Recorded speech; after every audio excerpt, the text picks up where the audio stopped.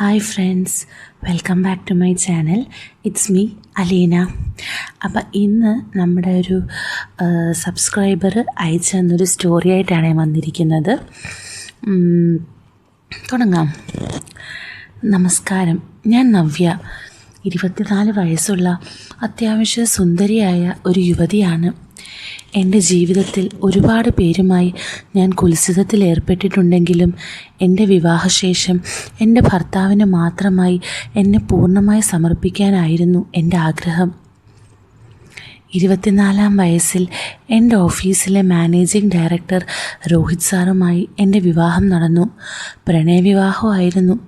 രോഹിത് 30 വയസ്സുള്ള ആരോഗ്യ ദൃഢഗാത്രനായ ഏതൊരു പെൺകുട്ടിയുടെയും സങ്കല്പത്തിനനുസരിച്ചുള്ള ഒരു പുരുഷനായിരുന്നു.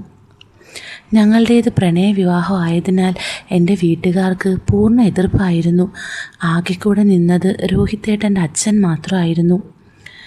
രോഹിത്തേട്ടൻ ഒരിക്കൽ പോലും ഞങ്ങളുടെ പ്രൈവറ്റ് മൊമെൻറ്റ്സിൽ എന്നെ കിസ് ചെയ്തിട്ട് പോലുമില്ല.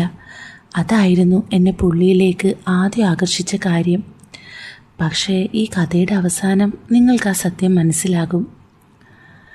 19 വയസ്സ് മുതലേ ഈ വക കാര്യങ്ങൾ എന്താണെന്നും അതിനെ നല്ലോണം ആസ്വദിച്ചും തന്നെയാണ് ഞാൻ വളർന്നത്.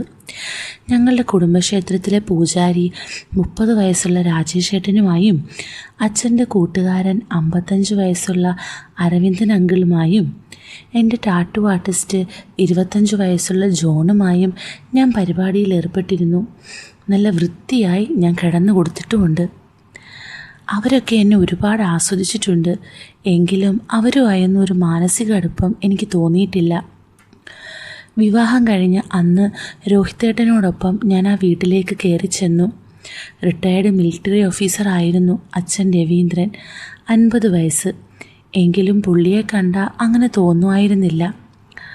അച്ഛൻ പഴയ ഹിന്ദി നടൻ ധർമ്മേന്ദ്രയെ പോലെയായിരുന്നു കാണാൻ. സുന്ദരനും ഒരു പുരുഷൻ്റെ യഥാർത്ഥ രൂപം എന്നൊക്കെ പറയും പോലെ അത്രയും ഫിറ്റായിരുന്നു. 35-40 തോന്നിക്കുന്ന ശരീരം, മുഖം, നരച്ചു തുടങ്ങിയ മുടിയും മീശയും ഡൈ ചെയ്ത് എപ്പോഴും യങ് ആയിരിക്കാൻ അദ്ദേഹം ശ്രദ്ധിച്ചിരുന്നു. ഉറച്ച നെഞ്ചിൽ കറുത്ത രോമങ്ങൾ തിങ്ങി നിറഞ്ഞു നിൽക്കുന്നു. ഉറച്ച പേശികൾ, ഉറച്ച വലിയ ചന്തികൾ.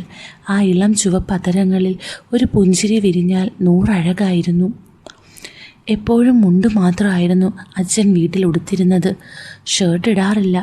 അതെനിക്കൊരു കണിയായിരുന്നു. അങ്ങനെ ഞങ്ങളുടെ ആദ്യ രാത്രിയുടെ അന്ന് രാത്രി ഒരുപാട് നേരം കാത്തിരുന്നിട്ടും രോഹിത്തേട്ടൻ വന്നില്ല. ഞാൻ ബെഡിൽ കിടന്നുറങ്ങിപ്പോയ സമയത്ത് കിതച്ചുകൊണ്ട് കയറി വന്നു അങ്ങേര്. സോറി മോളു, പുറത്തൊരല്പം തിരക്കായിരുന്നു, വല്ലാത്ത ക്ഷീണം.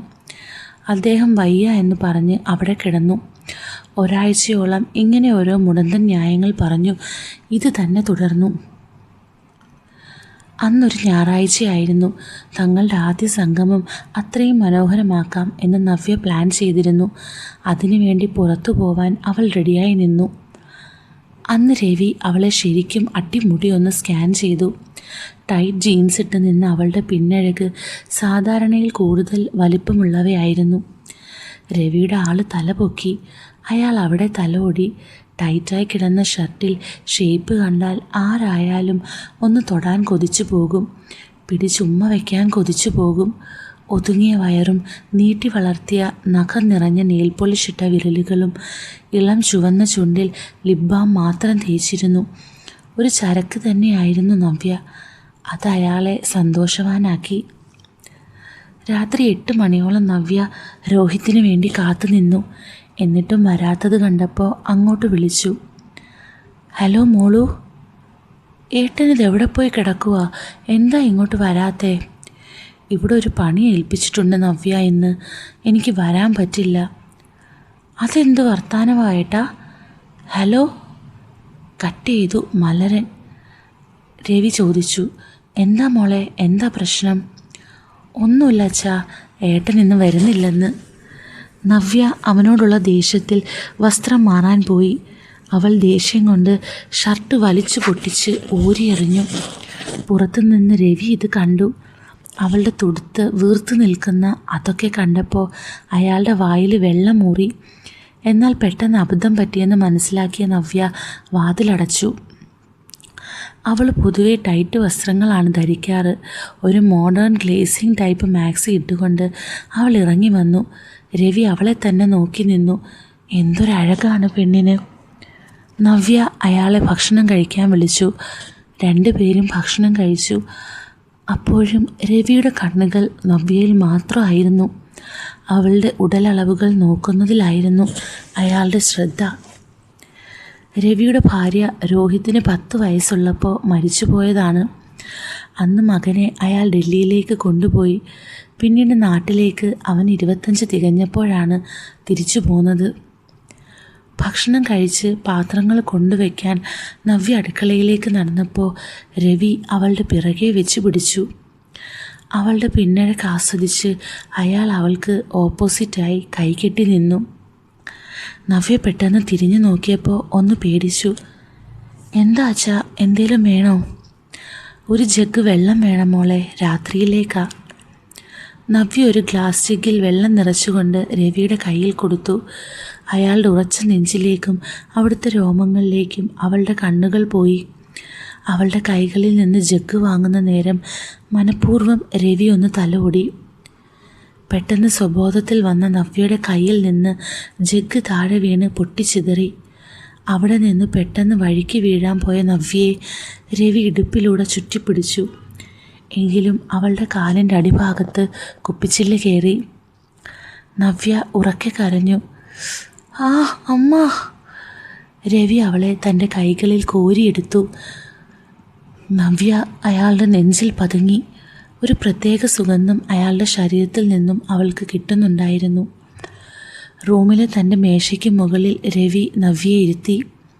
ഫസ്റ്റ് എയ്ഡ് ബോക്സ് എടുത്തുകൊണ്ട് വന്ന് മുട്ടുകുത്തിയിരുന്ന് രവി മുറിവ് കെട്ടി. ചില്ല് പുറത്തേക്കെടുത്തപ്പോൾ നവ്യ ഒന്ന് ഏങ്ങി. അവിടെ അയാൾ പതുക്കി ഒന്ന് ഊതി. രവിയുടെ ചൂട് നിശ്വാസം അവളുടെ കാലുകളിൽ തട്ടിത്തടഞ്ഞു. മുറിവ് കെട്ടിയ ശേഷം രവി അവളെ നോക്കി ചിരിച്ചപ്പോൾ നവ്യ തിരികെ ചിരിച്ചു. പെട്ടെന്ന് അയാൾ അവളിലേക്ക് ചാഞ്ഞു. കണ്ണടച്ച് നിന്ന് നവ്യയുടെ കഴുത്തിൽ അയാളുടെ ചൂട് നിശ്വാസം പതിഞ്ഞു. പെട്ടെന്ന് അയാൾ അവിടെ നിന്നും മാറിയപ്പോൾ നവ്യ കണ്ണു തുറന്നു നോക്കി. രവി ചിരിച്ചുകൊണ്ട് തൻ്റെ ഫോൺ ചാർജിലിട്ട്.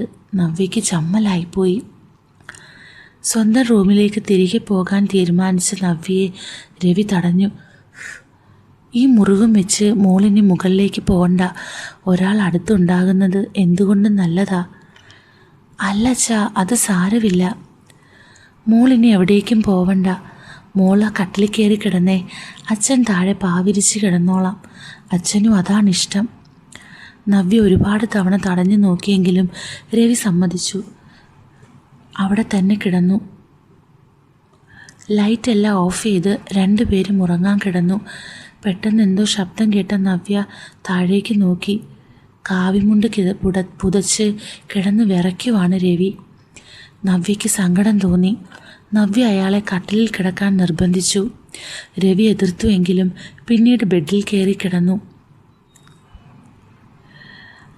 അപ്പോൾ ഈ സ്റ്റോറിയുടെ ബാക്കി പോർഷൻ നമ്മുടെ മാർച്ച് ഏപ്രിൽ പ്രീമിയം ചാനലിലാണ് ഇടുന്നത്. അപ്പോൾ ആ പ്രീമിയം ചാനലിൽ ജോയിൻ ചെയ്യാൻ താല്പര്യമുള്ളവർക്ക് ഞാൻ ലിങ്ക് കൊടുത്തേക്കാം. അതിൽ ജോയിൻ ചെയ്തിട്ട് നിങ്ങൾക്ക് ബാക്കി പോർഷൻ കേൾക്കാവുന്നതാണേ. അപ്പോൾ വീണ്ടും കാണാം. With love, Aleena. മുണ്ടു